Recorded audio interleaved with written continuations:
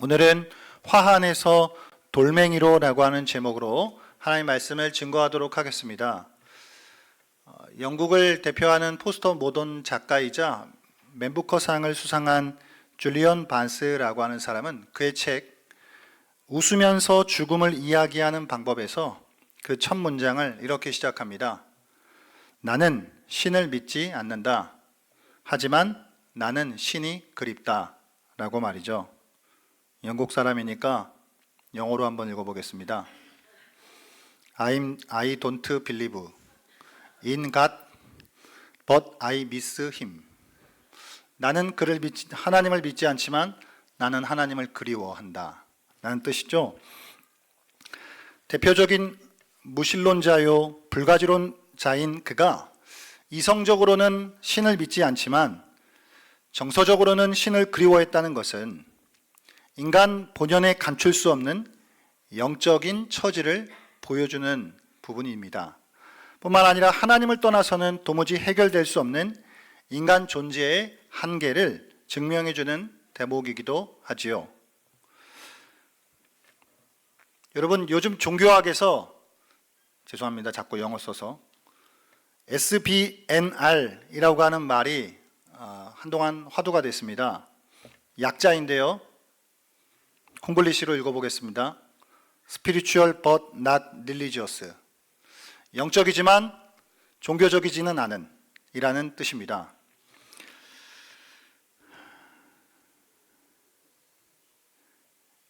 인간은 인류의 역사 속에서 아주 오래전부터 세계는 무엇인가?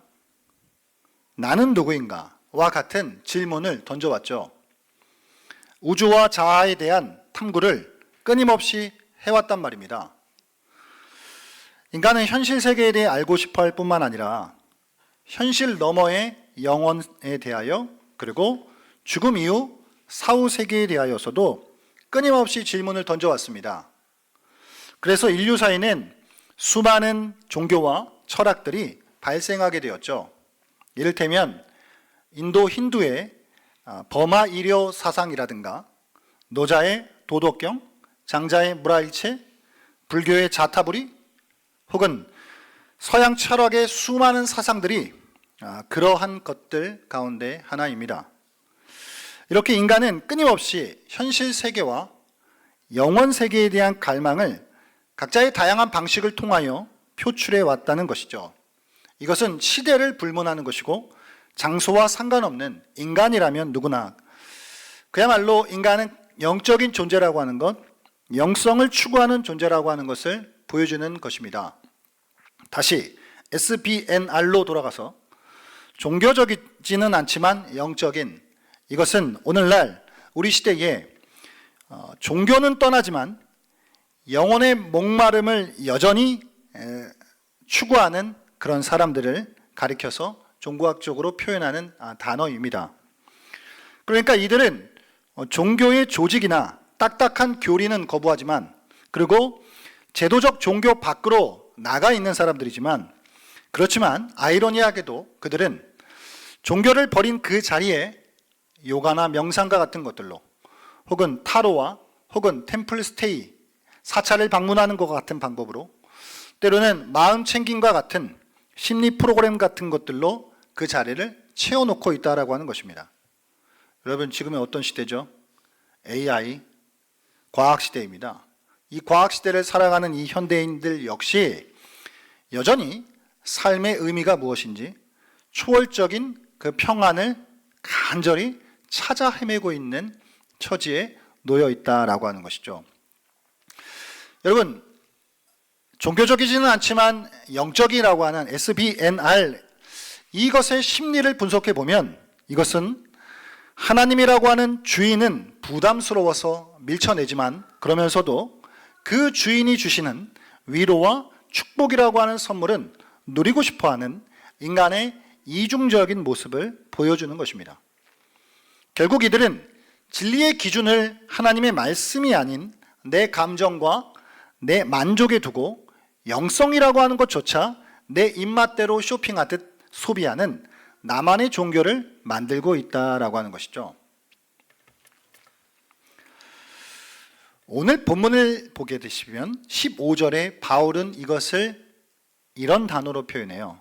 15절에 보시면 우리도 여러분과 같은 성정을 가진 사람이라. 성정이라고 하는 단어가 나옵니다. 인간의 본성을 이야기하는 것이죠.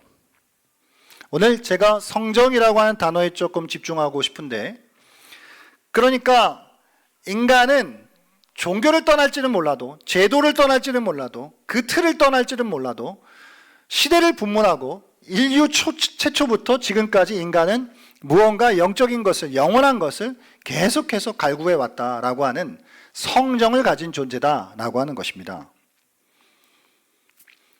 인간은 어디까지나 인간이죠. 죄를 가지고 태어난 죄인입니다. 창조주 하나님께서 지으신 피조물일 뿐이라는 것입니다. 여러분, 이런 인간은요, 또 다른 모습을 보여주는데 뭐죠? 달면 삼키고 쓰면 뱉는 그런 성정을 가지고 있기도 합니다.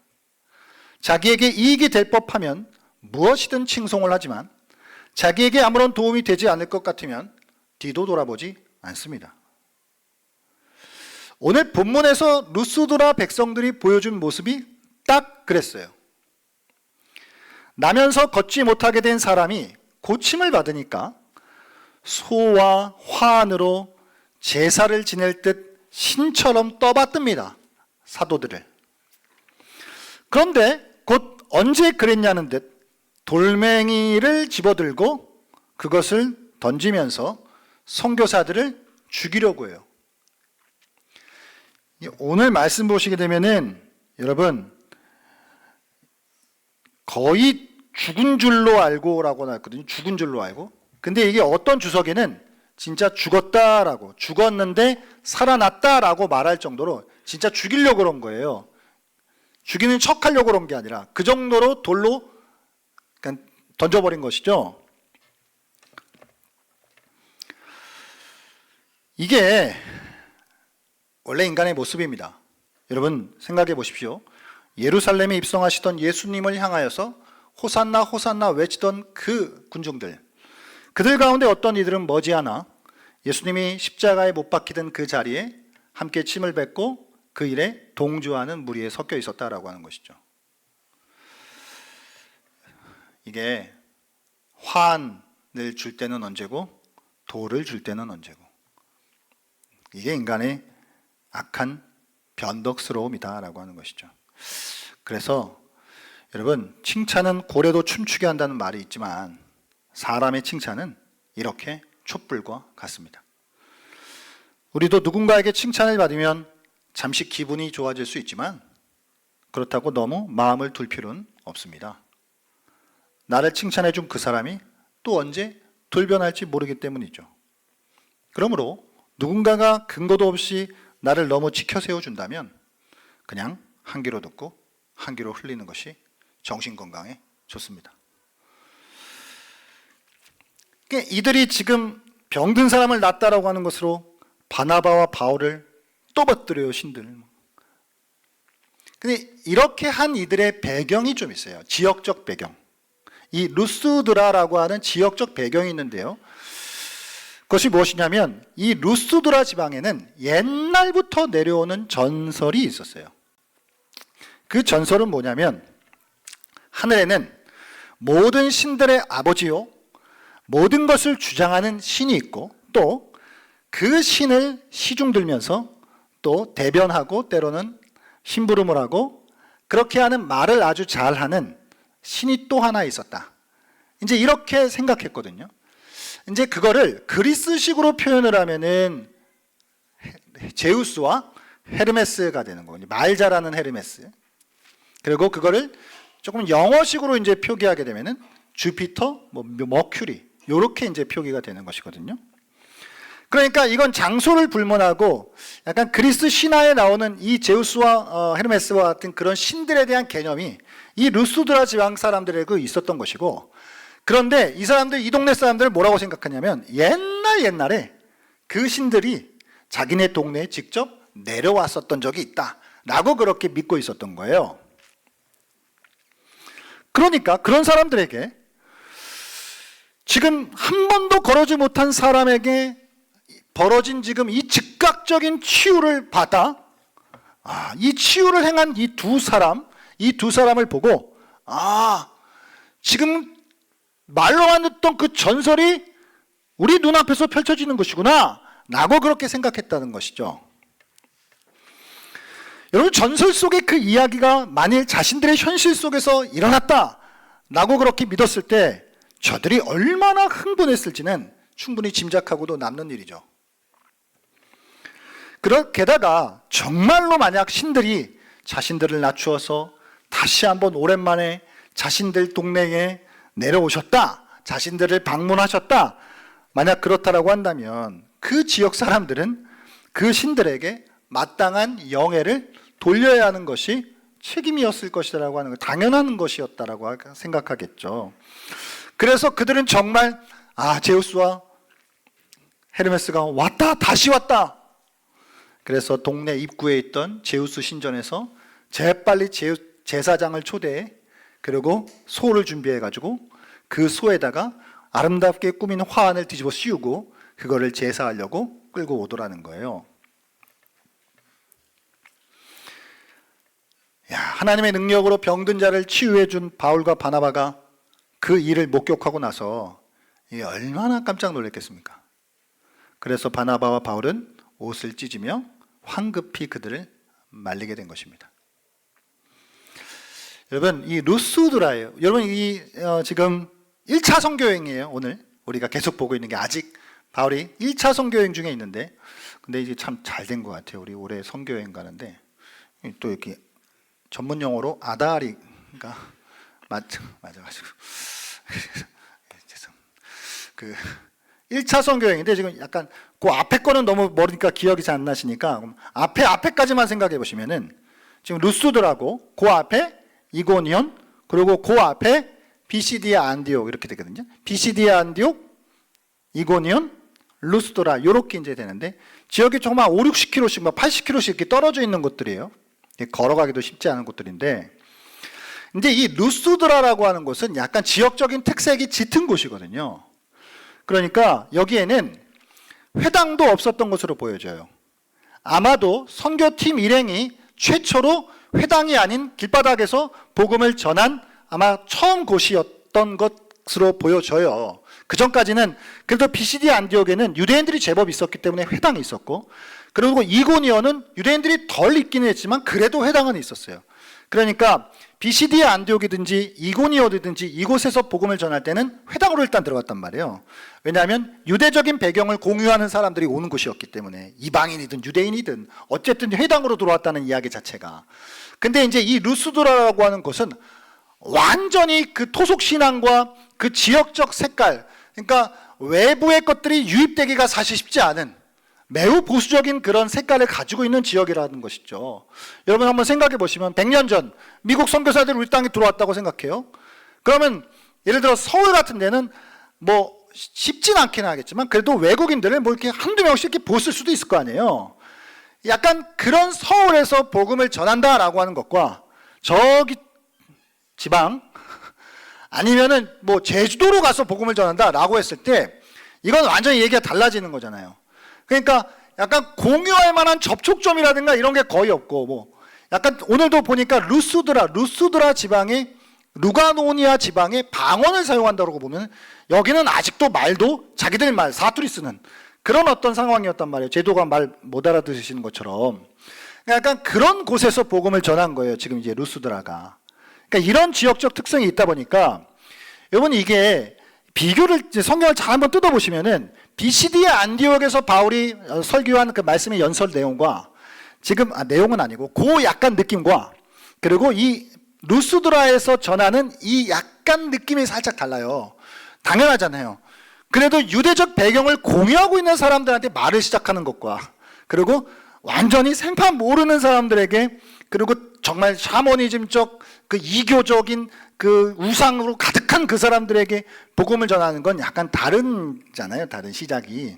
그래서 루스드라는 오늘 보시게 되면은 바울이 이렇게 하나님에 대해서 선포하는 것이거든요. 그러니까 하나님께서 온 땅 하나의 한 분이시고 하나님은 창조와 섭리의 하나님 그래서 사람들에게 필요와 그 필요를 공급해 주시는 그 하나님이시다. 그러니까 헛된 우상들을 버리고 신들을 버리고 참되신 하나님께로 돌아와라 라고 하는 그런 말씀을 선포하는 것이거든요. 한마디로 생각해 보면 유대적인 배경은 없지만 인간이잖아요. 인간. 그러니까 인간은 아까 말씀드렸지만 이 안에 뭔가가 처음부터 공유되는 종교적 감성이 있다는 거예요. 그걸 터치해서 들어간 거죠. 그래서 천지를 창조하신 분이 계시다. 그리고 비를 내리시는 분이 계시다. 우리에게 먹을 것을 공급해 주시는 바로 그분이 하나님이시야 라고 하는 것으로 이제 접근을 해서 복음을 전했다라고 하는 것이죠. 하나님 우리를 창조하신 줄 믿습니다. 하나님 우리에게 모든 것들을 섭리해 주시고 공급해 주시는 하나님이심을 믿습니다. 그런데 여기서 우리가 생각해야 될 건 지역마다 각 지역에 맞게 그릇을 좀 달리해서 말씀을 전하긴 했지만, 그런데 중요한 건 선교사들이 전한 건 어디까지나 그것은 복음이었고 은혜의 말씀이었다는 거예요. 이건 바뀌지 않았다는 것이죠. 전하는 형식은 조금 달라졌을 수도 있지만 내용은 바뀐 게 없었어요. 그들이 전한 건 주 예수 그리스도에 대한 복음이었다라고 하는 것이죠. 그리고 그 복음은 역시나 그곳에서도 비시디 안디옥에서도 이고니온에서도 루스드라에서도 능력으로 나타났습니다. 회심자들이 나타나기 시작했다는 거예요. 기쁘시죠? 그중 한 사람이 오늘 병 고침받은 자예요. 여러분 잘 생각해 보세요. 바울이 아마 길에서 바나바와 함께 복음을 전했을 거예요. 주 예수 그리스도에 대한, 회당도 아닌 뭐 어느 곳에서. 그런데 바울이 말씀을 전하는 동안에 많은 사람들이 또 모였나 봐요. 뭐 얼마나 모였는지 모르겠습니다. 상상의 영역이죠. 그런데 말씀을 전하는 동안에 어느 순간 바울의 눈에 들어오는 한 사람이 있었어요. 오늘 말씀 잘 보시면은 정말 한 사람을 딱 바라보는데 바울이 이게 우리가 또 이렇게 서당계 3년이면 풍어를 눕는다고 딱 말씀 전하는데 느낌 오잖아요. 지금 누가 약간 하나님이 저 사람을 약간 만지시고 계시다는 거. 그거 알잖아요. 바울 정도면 알 거 아니에요. 뭐 바울은 둘째치고 저도 여기 서서 말씀 전하면 여러분 잘 듣고 계시는지 안 듣고 계시는지 다 알아요. 바울이 말씀을 전하는데 뭔가 약간 움찔움찔대는 사람이 보이는 거예요. 그래갖고 성령께서 저 사람 안에 무언가 일을 하시려고 하는가 보다 라고 하는 것을 약간 눈치채기 시작했다라고 하는 것이죠. 그래서 말씀을 전하는 도중에 그 사람을 향하여서 네 발로 일어서라 라고 그렇게 선포했던 거예요. 그러자 그 사람이 일어서 걷게 되었다라고, 한 번도 걸어보지 못한 그 사람이 걷게 되었다라고 하는 것입니다. 그러니까 말씀을 선포하고 있는 그 와중에 뭔가의 조짐이 보였던 사람이 있었던 것이고, 그 사람에게로 직접적으로 나아가서 그 사람을 치유하는 역사가 벌어졌다는 거예요. 그러니까 이것은 복음의 역사인 거예요. 은혜의 말씀의 역사였던 것이죠. 다른 형식에 담았을 수는 있지만 그 내용 자체가 하나님의 구원하시는 능력이었기 때문에 그 사람을 움직이셨던 것이고, 결국 그 사람의 병을 고쳐주실 뿐만 아니라 아마 모르긴 몰라도 성경에 기록되어 있지는 않지만 훗날 그가 또 충성스러운 예수의 증인이 되지 않았을까. 여러분 이 사람만 있었던 게 아니에요. 사실은 루스드라라고 하는 곳은 훗날에 이게 사도행전 선교 여행들을 쭉 보시게 되면은 바울의 신실한 제자요 영적 아들이 디모데거든요. 이 디모데가 루스드라 출신이에요. 근데 이거를 조목조목 정황을 따져보면 바울이 루스드라를 3번 정도 들어가게 되는데, 아마도 첫 번째 들어갔던 이때 디모데가 회심했을 가능성이 가장 크거든요. 그러니까 다른 내용, 다른 접시에 담아서 복음을 내왔을지는 모르겠지만 그것은 여전히 복음이었고 그것은 은혜의 말씀이었기 때문에 그 안에서도 하나님은 하나님의 일들을 하고 계셨다라고 하는 것이죠. 이 사람을 고쳐주시고 이 사람을 변화시켜주시고 또 그곳에서도 디모데와 같은 신실한 하나님의 제자들과 증인들을 만들어가고 계셨다라고 하는 것입니다. 할렐루야.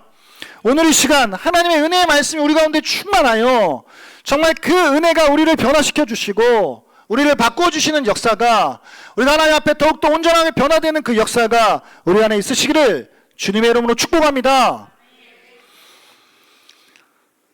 여러분, 오늘 우리는 인간의 성정에 대해서 생각해 보았어요. 사람이라면 어떤 성정, 어떤 본성을 가지고 있나. 아까 다시 기억을 되돌아 보시면 선교사들을 대하는 루스드라 사람들의 모습을 보면서 어땠죠? 야, 인간 성정이라는 게 정말 이렇게 변덕스럽구나. 정말 그냥 돌을 던져 사람을 때려 죽일 만큼 악독한 것이구나, 추악한 것이구나 라고 하는 걸 보았죠. 끝없이 지켜 세워주고 칭송을 하던 사람들이 돌변해서 돌멩이를 던져 죽이려는 모습이 그랬다고요. 자신들을 수호해주고 지켜주고 자기들의 이익을 챙겨주는 그런 신들에 대한 잘못된 욕망, 그런 게 바로 인간의 기본적인 성정이라고요.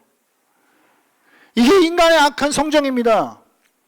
여러분, 우리는 어떻죠? 우리 역시 하나님께 때로는 화환을 올려드리기도 하고, 하나님 이것을 받아주십시오, 이것이 내가 드리는 송아지 소입니다 라고 주 앞에 그렇게 드리기도 하지만, 어떨 때는 돌멩이에다가 손을 갖다 대고 그 돌멩이를 들어 주님께 던져버리는 악한 짓을 할 때도 있다라고 하는 것이죠. 이게 그렇게 우리가 하나님 앞에 변덕스러운 우리의 기본적인 성정이에요. 그러기에 우리에게는 매일매일 순간순간 하나님의 은혜의 말씀이, 복음의 능력이 간절히 필요하다고 하는 사실입니다. 이게 우리의 이야기잖아요, 여러분. 하나님 앞에 화환을 드릴 때는 언제고, 또 돌멩이 만지작 거릴 때는 언제고, 이렇게 주님 앞에서 언제 그랬냐는 듯이 돌변하는 변덕스러운 우리의 모습들. 오늘 그래서 우리는 은혜의 말씀으로 충만해야 합니다. 그렇게 이럴 때 이렇고 저럴 때 저런 것이 아니라 늘 말씀에 깊이 뿌리를 내려 더 흔들리지 않고 성장하고 성숙해야 하는 것이 우리가 되어야 하는 줄 믿습니다. 우리는 희망이 있죠. 왜냐하면 제 아무리 약한 성정을 가진 자들 가운데서도 하나님은 구원의 역사를 이루어 가시기 때문이에요.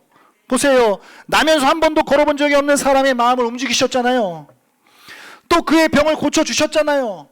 뿐만 아니라 바울의 신실한 동역자인 디모데가 회심하는 역사와 같은 일들을 하나님 이루어 가시잖아요. 복음이 이렇게 하나님의 구원하시는 능력이 됩니다.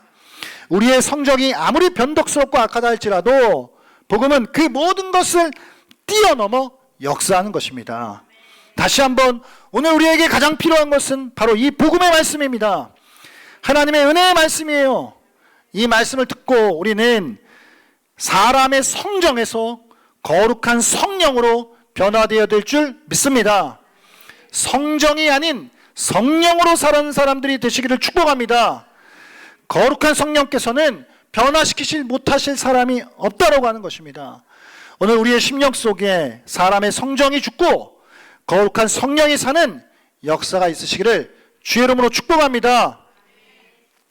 여러분, 마지막으로 한 가지 생각해 볼 것은, 바울이 막 자신들을 위해서 막 제사 드리던 그 사람들을 옷을 찢으면서 말리거든요. 아니, 그냥 좀 점잖게 좀 소리를 지른다든가 좀 인상을 쓴다든가 그렇게 말려도 됐을 법한 일을 뭘 그렇게 옷을 찢으면서까지, 약간 오버한 거 아닌가? 약간 이렇게 좀 생각을 할 수 있잖아요. 이 구절도 사실은 이해하기 위해서는 우리가 유대 전통에 대한 이해가 좀 필요한데, 여러분, 그 유대 구전 율법으로 내려오고 있는 그 미시나라고 하는 그들의 이제 문서에 보게 되면 이런 규정이 있어요. 재판하는 자는 재판 자리에서 신성 모독하는 말을 들을 경우 반드시 자기 옷을 찢어야 한다. 그리고 그 찢어진 옷은 다시 꿰매지 못한다 라고 하는 규정이 못 박아 있어요.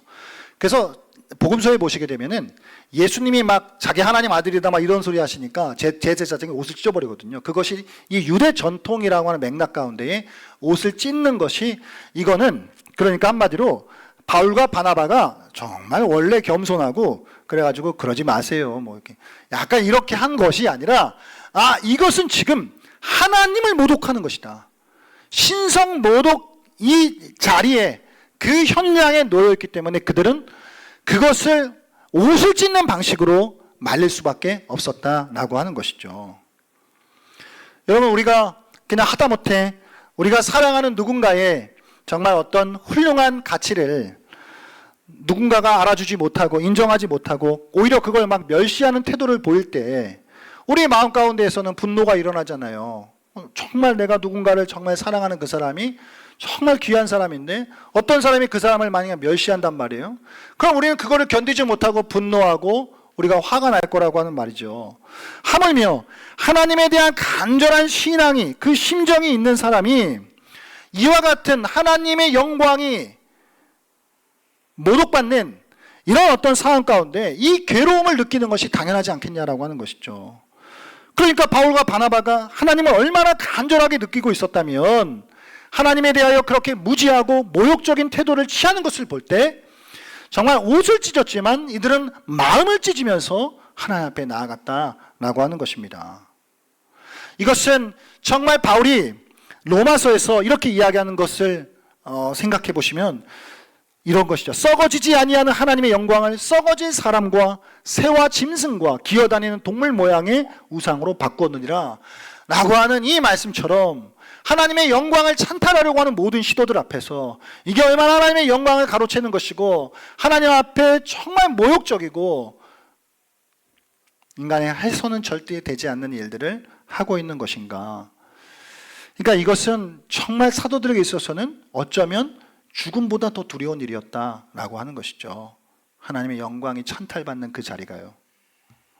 사랑하는 여러분, 종종 하나님의 자리를 깨우차고 앉아있는 우리 자신을 바라볼 때 우리는 어떻게 반응하시죠? 하도 자주 반복되다 보니까 그저 그것마저 익숙해져서 무덤덤한 것은 아니신지. 오늘 우리에게 회복되어야 할 것은 하나님의 영광을 찬탈하는 누군가 혹은 나 자신을 볼 때 우리에게는 거룩한 마음의 찢김이, 그런 거룩한 몸짓이 우리에게 있어야 한다라고 하는 사실입니다. 그래서 우리는 그 자리에서 마음을 찢으며 다시 일어나서 하나님이 내 삶은 주님의 것입니다 라고 우리는 선포해야 될 줄 믿습니다. 오늘 말씀을 정리합니다. 오늘 정말 환을 돌려줄 때는 언제고 다시 돌멩이를 들어서 때려 죽이려는 이 인간의 변덕스러운 성정, 그리고 수없이 자기들의 입맛에 따라서 영성마저도 내가 내 구미에 당기는, 나에게 이익이 되는 방식으로 자신들만의 종교를 만들어가는 이 세대 속에서 우리가 하나님의 영광의 그 스러운 자리를 꿰차고 들어앉아 하나님의 영광을 찬탈하는 이 세대 속에서 그게 인간의 성정이라는 것이죠. 하나님 그 성정을 하나님 우리 안에 다 비워주시고 거룩한 성령으로 채워주십시오. 하나님 은혜의 말씀만이 우리가 살아갈 길입니다. 하나님 우리가 은혜의 말씀에 깊이 더 뿌리 내려서 인간의 성정이 아닌 정말 하나님의 성령으로 살아갈 수 있도록 하여 주시옵소서. 더욱더 변덕스러운 것을 이제 조금씩 더 줄여내고 정말 하나님이 모독받는 그 자리에 그것을 눈치채었을 때, 그것을 깨달았을 때 그 자리에서 정말 눈물로 마음을 찢어내며 하나님, 제가 죄인입니다.